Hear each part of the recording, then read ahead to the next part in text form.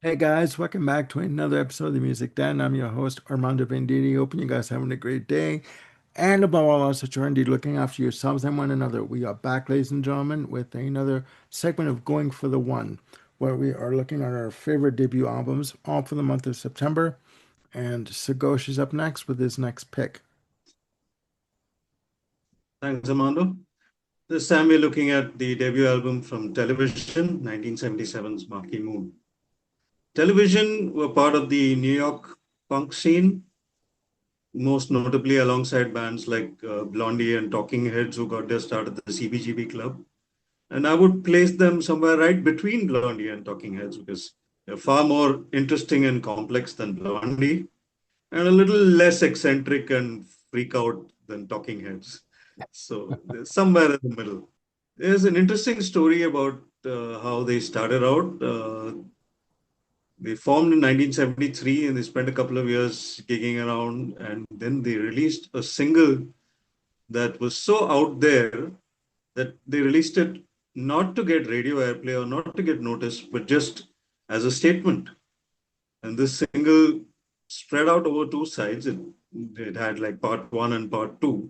And it was just this very stream of consciousness, strange kind of single. And somehow or other, it actually got them noticed. Okay. And the story was that they were doing an audition for Ahmet Ertegun of Atlantic Records. And halfway through the audition, Ahmed just turns to the producer and says, I can't sign them. This is not Earth music. Ah, okay. I always found that a little bizarre because I mean I can think of a lot of bands that I would call not Earth music before I got to television. But Quite a there you few. have it. Yeah, quite a few.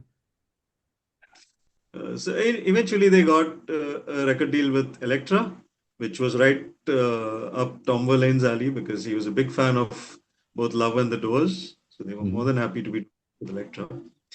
They got Andy Johns in as producer, who's the brother of legendary producer Glenn Johns, of course famous for Who's Next and a number of other classic albums. And they made it clear to Andy right from the beginning that they didn't want an archetypal classic rock kind of sound. They wanted it very dry, very simple, nothing too heavy, nothing too compressed. Mhm. And actually, he worked out what the band needed and reduced his role as a producer to just capturing what was done in the studio rather than really enhancing it too much. And as a result, what we have on Marquee Moon is a very different sounding album from anything of its time, really. I mean, it gets bundled in along with the whole punk movement, but honestly, to me, Marquee Moon has as much in common with punk as CBGB has in common with country, bluegrass, and blues. Oh, Okay. okay. Okay. That's a good comparison there. Okay.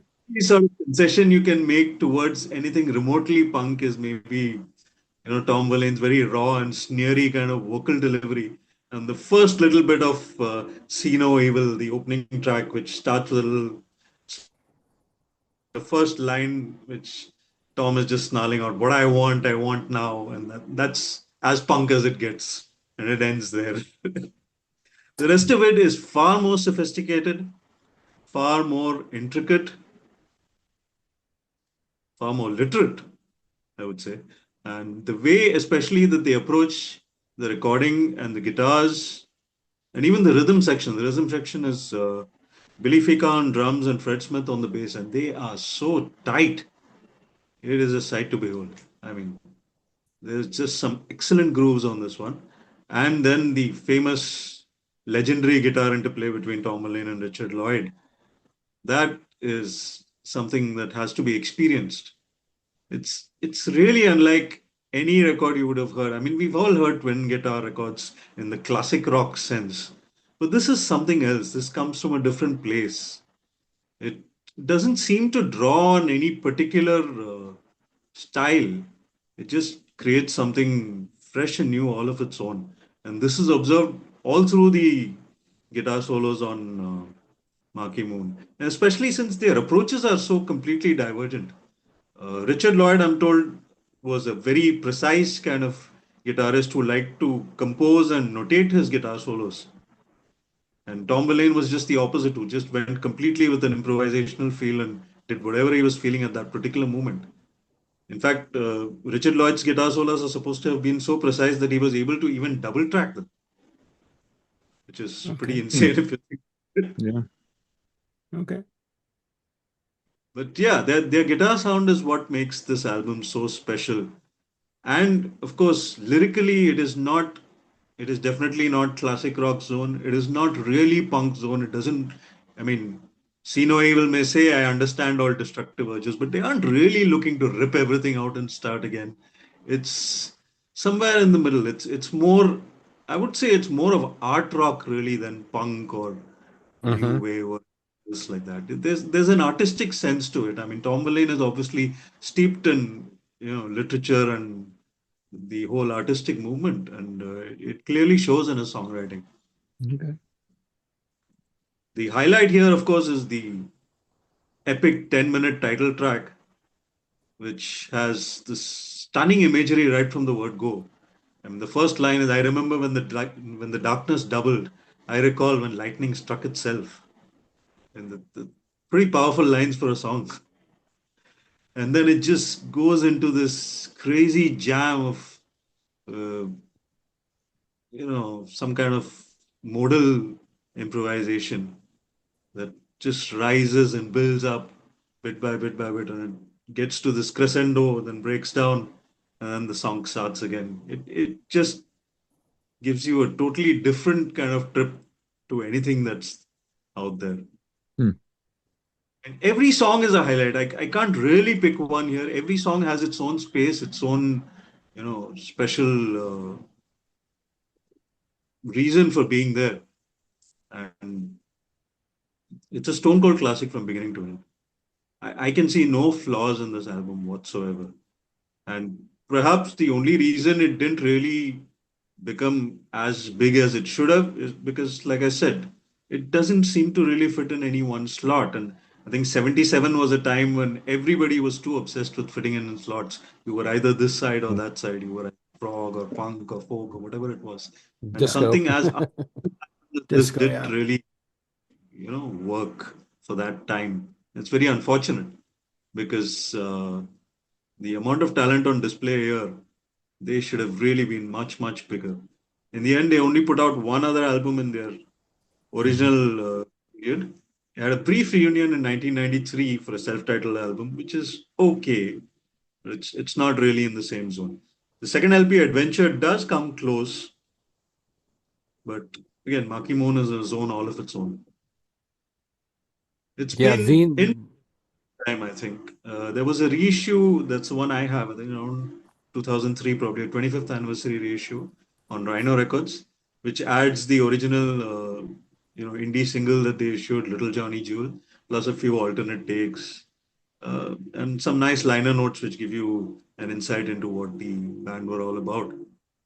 That's worth having, and I think that's probably still in print. I don't know. Mhm. I have a hard time seeing these things because Amazon just keeps telling me this stuff is not available in India. So I have no idea what is and isn't available outside.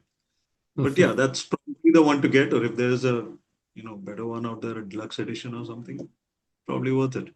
Either way, it's an album that must be in every collection. Cool. Yeah, I've the seen the the album song before. So go ahead, Jim. I was gonna say the song Venus was probably this close to being, a contender for, a pop single because it's almost hooky enough to do it. Absolutely should have been a single. I think maybe it's catchy, it's got a great guitar sound and everything. Maybe, just maybe, the refrain was a little bit confusing. I mean, it's not the kind of refrain you would expect from a single where it's like Yeah. almost conversational. How I felt. Did you feel low? Nah. Huh? I mean, that's not a chorus by any stretch of the imagination. Mhm. I've seen it in stores and I've seen it advertised on Amazon. I've never listened to it. I've never listened to television in my life. I know of them, but it's brand new to me. As is quite a few of these selections on this series. So, yeah. But It's a kind of cool thing because many of the selections we've all brought out are new to the others, and it just gives you an opportunity to dig into new stuff. Yeah. It's true enough. That's very true. One corollary release I'd like to mention, which does have a direct connection to television. There's a label here in the US called the Numero Group. And the Numero Group specializes in taking releases from obscure record labels and sort of breathing new life into them. Or they'll take particular genres that were, like to a specific regional area, or thematic type of releases. They did a release centered around a label out of New York called Orc Records. And this particular release was called New York, New York. And it's a double disc set that focuses on the releases that Orc put out during this CBGB's time of like 76, 77, 78. So it's got Little Johnny Jewel by Television. It's got the Feelies. It's got Alex Chilton, Pricks, The Idols, The what? The Chris Pricks? Stamey and the DBs. Pricks, Prix. Maybe it's Pre, excuse me. Richard Hell. I like Pricks So better, but go ahead. they're Chris Stamey, Marbles, the Revlons. I mean, it's quite it's quite a great list. And if folks are not familiar with this particular release from Numero Group or Numero Group at all, highly recommend checking it out. Okay. Yeah, the artist really sounds very cool. Orc, if I'm not mistaken, was actually the label from Television's manager. That's why they got Okay. their single out. Yeah. One of the releases that Numero put out also was the complete singles of Orc Records, which was 16. They repressed 16 45s and put it in an actual box set. It's sold out. You can't get it now, at least on, regularly from them. You could probably find it aftermarket. But yeah, well, the first single in that is Little Johnny Jewel, part one and part two. So again, if folks are really sort of taken with the burgeoning new wave movement out of New York with its sort of punk attitude, again, Orc Records and the Numero Group, total thumbs up on that. That's fine. Good to know. Good to know.